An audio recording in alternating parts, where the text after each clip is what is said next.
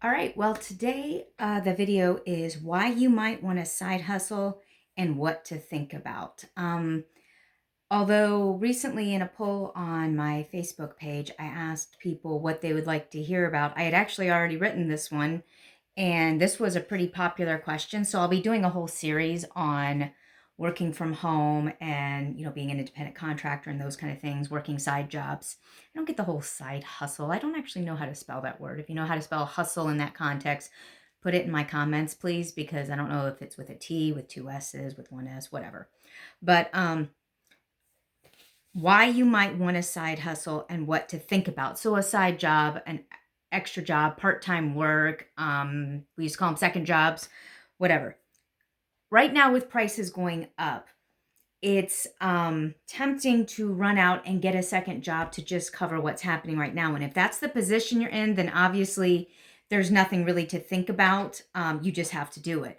This video is more for people who are trying to plan ahead or be ready, whether they want to be ready to invest, whether they want to be ready to retire, whether they want to be ready to, and I mean retire like imminently, like in the next few years, whether they want to stock up, whatever the case might be. This isn't necessarily evaluating whether to get a second job if you have a financial need. If you have a financial need, obviously you need to get a second job, not run up credit cards or other kinds of debt.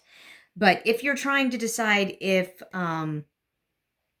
getting a second job is wise, here's a few things for you to consider. The first one is job security.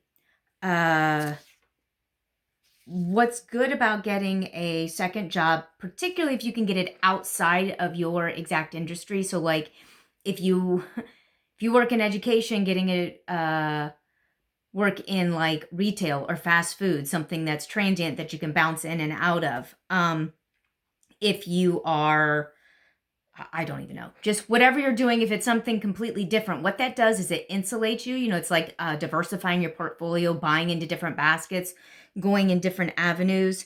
So, one way is to have job security because if one industry falls, you have a fallback.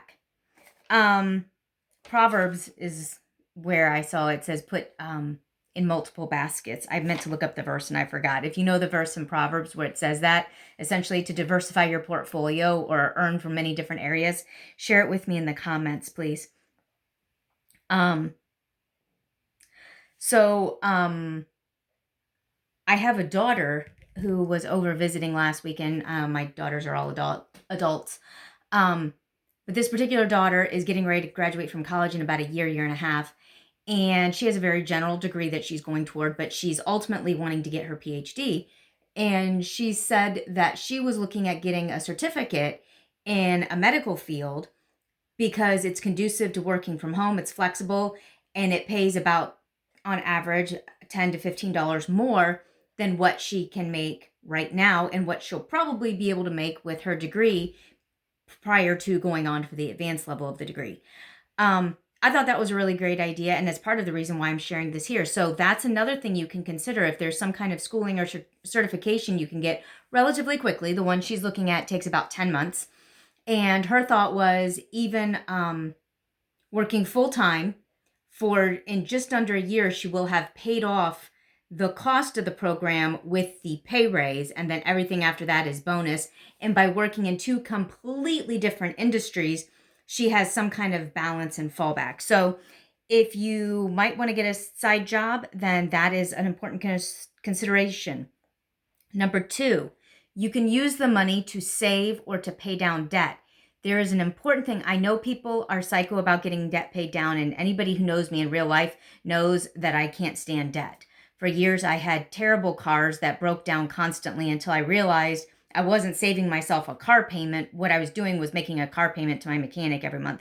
And I mean that sincerely. I was paying about $200 a month in repair costs on this particular car when it actually ran. So I took out a car note and saved money on the car repairs. So I'm not completely averse to debt, but I am not a fan of it, and I pay it off as quickly as I possibly can. Most things I pay off 1 to 2 years early at a minimum. However, in the current uncertainty and rising prices, I am much more in favor of and have told my daughters to put money aside in savings and also buy extra canned goods and things like that, because you see how quickly the prices are going up on various things. Because it doesn't make sense for you to pay off a 5% or even 7% car loan and have an emergency come up and you have to charge things on a 16% credit card or a 20% credit card or a 30% credit card. I mean, the interest rates are getting crazy and always have been on credit cards. So you need to have an emergency fund. And I am not one that says pay off all the debt and then save up. Another way that this is not financial advice, this is just what I do personally. So I will save up until I have a strong cushion above what it takes to pay off the next bill and then pay off the bill. I might pay a little bit extra toward it each month if it's like something really big. And I can do that consistently, like an extra 10% or 20% over what it costs to finance it every month. That's what I did to pay down one of our big bills about 2 years early. And then when I got extra money, bonus money, like when I overpaid on my taxes, that was unexpected money. I put some into savings, like I'm advising, and I put some against that debt, and I got it paid off.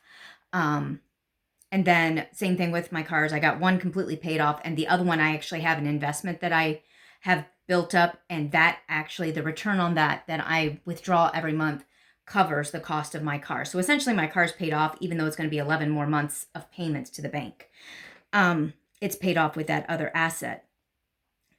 But I also have 3 different savings accounts. I have savings for things I know I'm going to have to buy, like annual expenses or like auto insurance that I pay twice a year because I save money doing it that way.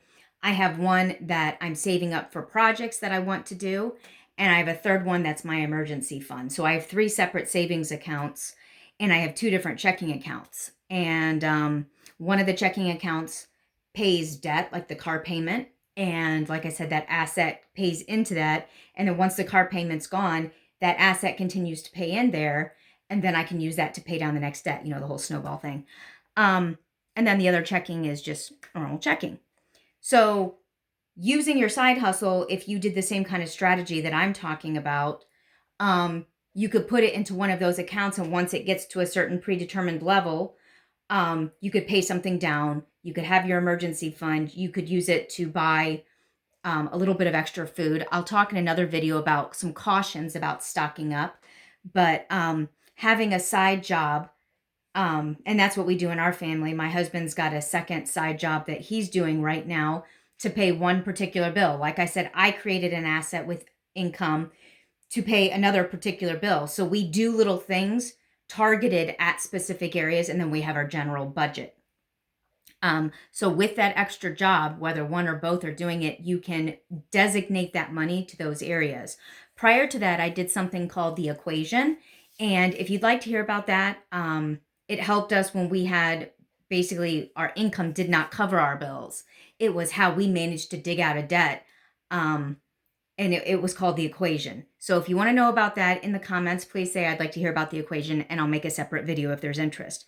The third reason you might want to get a side job is to just, what did I say? Oh, even if it's a little bit, it's because little bits can add up over time. So I have considered the idea of getting a small job, like I was saying, in like retail or fast food, something that's easy in, easy out, relatively close to my house. And those little bits that I collect, even if it's an extra $50, I can put it towards something. Let me tell you about little bits you can also do if you're like, I'm not sure if I want to or can do another job. 1 tablespoon of food wasted each day is nearly 4 cups in a month. I was going to bring up this really big measuring cup I have, but my 4-cup measuring cup is about that big. So by wasting 1 tablespoon of food a day, you are wasting 4 cups of food in a month. And you're like, well, a tablespoon of corn, a tablespoon of peas, what do I do with that? Go see my video on leftovers. I learned a great lesson from my French host family on how to use leftovers. But the same is true with little bits of money. If there are small things that you can do, maybe you can't jump all in and get a huge second job or make that big commitment. Maybe you can reduce expenses a little bit. Maybe you can save a little bit in food.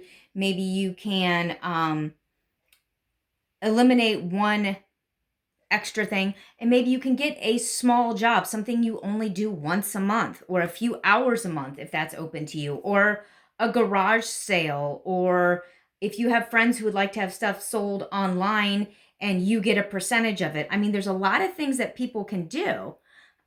So don't despise small things. Don't think that you have to go out and commit to like an extra 20 hours a week for something. Small things can add up really, really quickly.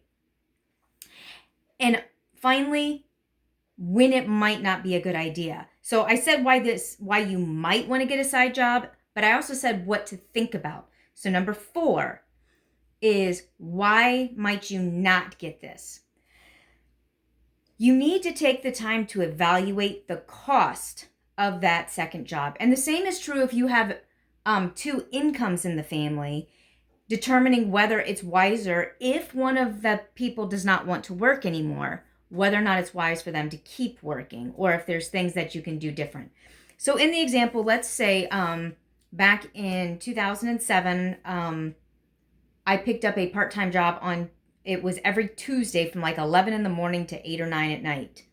And the reason that worked for us, because the job only paid me, it was $7 an hour when I was not actively teaching, and it was like $16 an hour when I was in front of students. But during that whole time period, I was only in front of students for like 5 hours, maybe 7. There was a gap in the middle where I had to do other tasks. So I was making, for about 5 of those hours, I made $16 an hour, and the rest of that time I made $7 an hour before taxes. So it was a couple $100. Not even that. Anyway, who cares? If you figured out how much I made, put it in the comments. But, oh, sorry, I didn't mean to bump the table. But the reason I did that long on a Tuesday was because that was my husband's day off from work, and he worked nights as a paramedic, and we homeschooled our kids. And so he could be home to teach the kids and be with the kids during the day on Tuesday, and I worked all day on Tuesday. Then I would also work on Saturday for about 2.5 hours just tutoring for the $16 an hour. However, if you're looking to get a job for, say, $10 or $12 an hour, somewhere that you work, the little example I created, let's say you work $80, you get $80 a week to do this second job. It's once a week, it's $10 an hour for 8 paid hours. And after taxes, I just did it at like the 12% rate plus, FICA and all that stuff, plus 4% for state. I put it at 20% taxes and deductions. That would net you $64 for that extra day. Let's say fuel is 1 gallon round trip, which is currently, as of today, $5. That brings your net down to $59. That's still not bad. That's over $200 a month. That's a significant payment on a number of things, or a nice cushion for savings. However, if you have to pay for childcare in that time, it may well devour everything, because the childcare begins before you start working and ends after you stop working. So actually get on paper and pencil and find out what you're going to make. Now, there are options. You could look about swapping. You could offer to help other people. There's different things you could do. You could work like my husband and I did and work your schedule around. That's especially why retail and fast food are attractive to me in terms of looking at second jobs. Although the kids aren't home anymore. I'm just saying, because of the flexibility. Even when they were kids, I tried to look into that stuff. Despite having a bachelor's degree, it doesn't matter. It's what are your goals, and that will be on another video. But when you're thinking about doing a side job, think about balancing it with your job security by going in multiple industries. We saw when everything shut down 2 years ago, people in a lot of safe jobs suddenly couldn't work. Yes, the government gave you money, but they're not going to do that this time.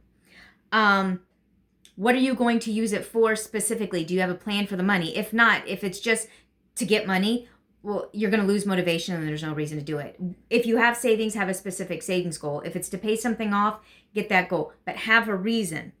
Don't worry if it's only a little bit, as long as it's still in line with your goals. If you're only netting $50 a week doing it, that's still $200 a month. As long as you don't have other expenses that offset that and you're realistic about those, you can actually build up, $2,500 in a year, which is a nice savings cushion. And decide when it's not a good idea or when it doesn't make sense, and be realistic about it. So there are some things. What do you think that I missed? What would you like me to talk more about? Put those in the comments below, and I will see you on the next video. Bye.